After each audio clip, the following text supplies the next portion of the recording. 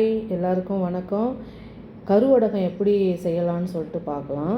இந்த கருவடகத்தை நீங்கள் சீசன் டைமில் வெங்காயம் இருக்கும்போது எடுத்து செஞ்சு வச்சுக்கிட்டிங்கன்னா 1 இயர் ஸ்டோரேஜ் பண்ணி வச்சுக்கிட்டிங்கன்னா சூப்பராக இருக்குங்க. வத்த குழம்பு, கூட்டு, பொரியல், துவையல் கூட அரைச்சி சாப்பிட்லாம். ரொம்ப உடம்புக்கு ரொம்ப நல்லது, ரொம்ப பெனிஃபிட்டானது, நிறைய மருத்துவ குணங்கள் கொண்டது.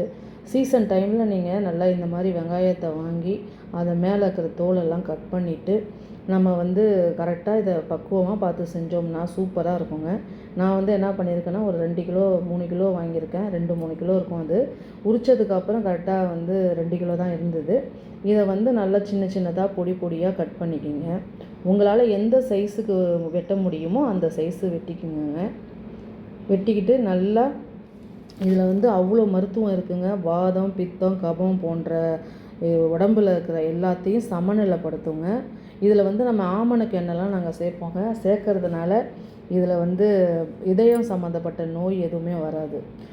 இப்போ பாதி வெங்காயத்தை கட் பண்ணிக்கிட்டேன். மீதி பாதி வெங்காயத்தை கொஞ்சமாக மிக்ஸி ஜாடியில் போட்டு ஒரு பல்ஸ் மூடு விட்டுக்குங்க. இந்த மாதிரி கொஞ்சமாக விட்டுக்கிட்டு 2த்தையும் ஒன்றா சேர்த்துக்குங்க. ஏன்னா அப்போ தான் கொஞ்சம் கட் பண்ணியிருக்கோம், கொஞ்சம் மிக்ஸி ஜாடியில் விட்டுருக்கோம். இப்போ 2த்தையும் சேர்த்து கலக்கிட்டு ஒரு கைப்பிடி அளவு உப்பு சேர்த்துக்குங்க. கொஞ்சமாக மஞ்சத்தூள் சேர்த்துக்குங்க.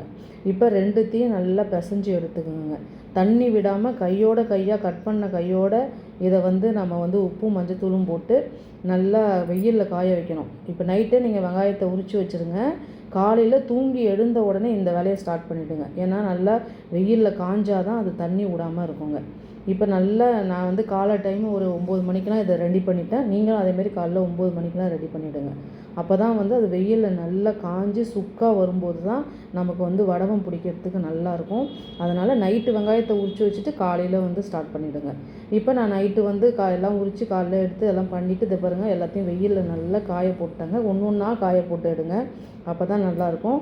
இப்போ பாருங்கள், நான் ஈவினிங் காலையில் காய போட்டேனாங்க. இப்போ ஈவினிங் வெங்காயம் எப்படி காஞ்சிருக்கு பாருங்கள். இப்போ என்ன பண்ணணுன்னா இப்போ நம்ம இது கூட நம்ம எல்லா ஸ்பைசஸும் இது கூட நம்ம சேர்த்துக்கணும். என்னென்ன சேர்க்கணுன்னா இந்த மாதிரி வெங்காயம் கொஞ்சம் கூட தண்ணி இல்லாமல் நல்லா ட்ரை ஆகிருக்கும்.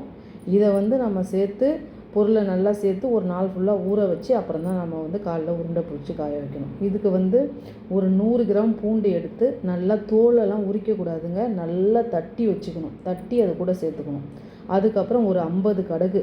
நான் 2 கிலோ வெங்காயம் சேர்க்கறதுனால 50 கடுகு போடுறேன். நீங்கள் குவான்டிட்டி அதிகமாக போட்டிங்கன்னா 100 கடுகு கூட போட்டுக்கலாம். நான் ஒரு கப்பு அளவு மெஷர்மெண்ட் எடுத்துக்கிட்டு நான் போட்டுக்கிட்டேன். ஒரு 50 கிராம் கடுகு. இது கருப்பு உளுந்து ஒரு 50 கிராம் சேர்த்துருக்கேன்.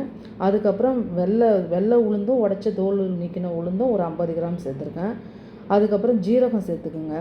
ஜீரகம்லாம் ஒரு 50 ஜீரகம் நல்லா சேர்த்துக்குங்க. நல்ல செரிமானத்தை கொடுக்கும். கண்டிப்பாக ஜீரகம் சேர்த்துக்குங்க. வெந்தயமும் அதேமாரி 25 கிராம் சேர்த்துக்குங்க. அதுக்கப்புறம் சோம்பு சில பேருக்கு பிடிக்காது. அதனால் நான் 2 ஸ்பூனு கிட்ட சேர்த்துக்கிட்டேன்.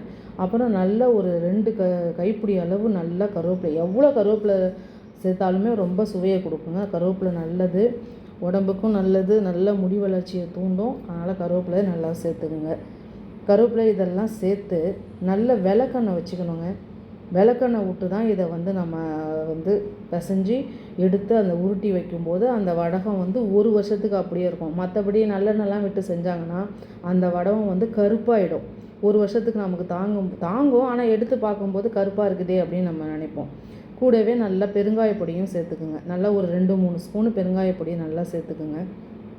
இப்போ இதனால் இந்த ஒரு தட்டில் வச்சதுனால பிசைய எடுத்து முடியல, ஏன்னா கீழே கொட்டும். அதனால் நான் வேறு ஒரு பெரிய பாத்திரத்துக்கு நான் இதை மாற்றிக்கிறேன்.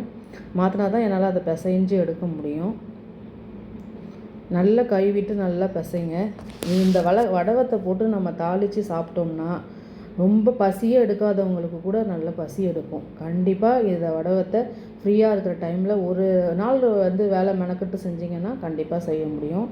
நல்லாயிருக்கும். இது சாம்பார், வத்த குழம்பு, கூட்டுக்கெலாம் நீங்கள் போட்டு தாளிக்கும் போது நல்லாயிருக்கும். இப்போ இதெல்லாம் நல்லா பிசைஞ்சு விட்டுட்டு இது கூடவே நான் என்ன தெரியுமா 100 கிராம் எண்ணெய் விளக்கெண்ணெய் எடுத்திருக்கேன்.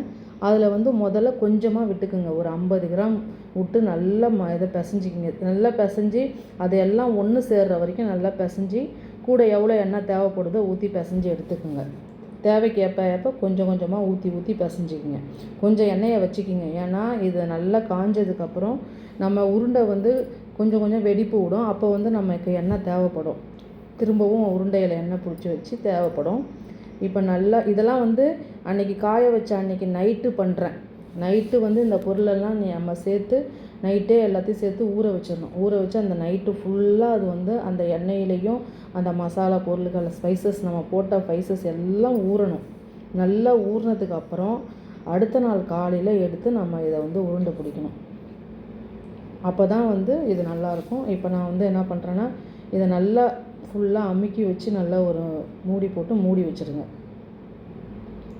இதில் ஆமணுக்கு அதாவது வந்து நான் விளக்கெண்ணெய் சேர்க்கறதுனால நான் முன்னாடியே சொல்லியிருப்பேன், இதயம் சம்மந்தப்பட்ட நோய்கள் வராது, மாரடைப்பு சுத்தமாக வராதுங்க. இதுக்கு தாளிப்பு வடவகத்துக்குன்னே ஒரு தனித்துவமான ஒரு இது இருக்குதுங்க.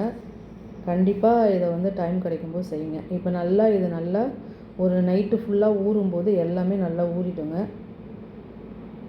அடுத்த நாள் காலையில் எடுத்து நல்லா திறந்து பாருங்கள், எப்படி இருக்குதுன்னு சொல்லிட்டு பாருங்கள். அப்படியே எடுத்து ஒரு சின்ன உருண்டையாக பிடிச்சிக்கிங்க. பாருங்கள், நல்லா கையில் ஒட்டாமல் இருக்கும். எண்ணெய் அதில் அந்த எண்ணெய் தன்மை இல்லைன்னா நீங்கள் இன்னும் கூட கொஞ்சம் எண்ணெய் விட்டு நல்லா உருண்டையாக சின்ன உருண்டையாக பிடிச்சிக்கிங்க. உங்களுக்கு பெரிய உருண்டையாக வேணும்னா பெருசாக பிடிச்சிக்கலாம். சின்னதாக பிடிச்சிங்கன்னா கொஞ்சம் வந்து நல்லா சீக்கிரம் அது வந்து காயும். நான் வந்து கையில் கொஞ்சமாக எண்ணெயை தடவிட்டு ஒவ்வொரு உருண்டைக்கும் கையில் கொஞ்சமாக எண்ணெய் தடவிக்கிங்க. எண்ணெய் தடவிட்டு நல்லா ஒவ்வொரு உருண்டையாக பிடிங்க. நல்லா டைட் பண்ணி பிடிங்க. நல்லா அழுத்தம் கொடுத்து உருண்டைக்கு அழுத்தம் கொடுத்து பிடிக்கும்போது தான் அது, ஏன்னா வெயிலில் காய வைக்கும்போது விரிசல் விடும். அந்த மாதிரி விடாத அளவுக்கு நீங்கள் நல்லா டைட்டாக பண்ணிக்கோங்க. டைட்டாக பிடிச்சிக்கிங்க. ஒவ்வொரு உருண்டையாக பிடிச்சி எடுத்து இந்த சைஸுக்கோ இல்லை பெரிய சைஸாக பிடிச்சா கூட ஓகே தான். ஏன்னா சில பேர் என்ன பண்ணுவாங்கன்னா இதை உருண்டை பிடிக்காமல் அப்படியே உருண்டை பிடிச்சி காய வச்சுட்டு திரும்பவும் நைட்டு உதர்த்து விட்டுட்டு திரும்பவும் உருண்டை பிடிப்பாங்க. நாங்கள் அப்படி செய்ய மாட்டோம். இது ஒன்லி நல்லா அப்படி உருண்டையை பிடிச்சிட்டு நல்லா அடுத்த நாள் ஈவினிங் காய வச்சுட்றாங்களா, எடுத்துட்டு திரும்பவும் அது மேலே எண்ணெய்லாம் திரும்பவும் வெடிப்பு இல்லாத அளவுக்கு திரும்பவும் எண்ணெயை பிடிச்சி எண்ணெயை நல்லா தொட்டு திரும்பவும் நல்லா உருண்டையை டைட் பண்ணிவிட்டு எடுத்து வச்சுருங்க. திரும்பவும் அடுத்த நாள் காலையிலையும் இதே மாதிரியே காய வைக்கணும். இதுதாங்க இதோட ப்ராசஸ்ஸு.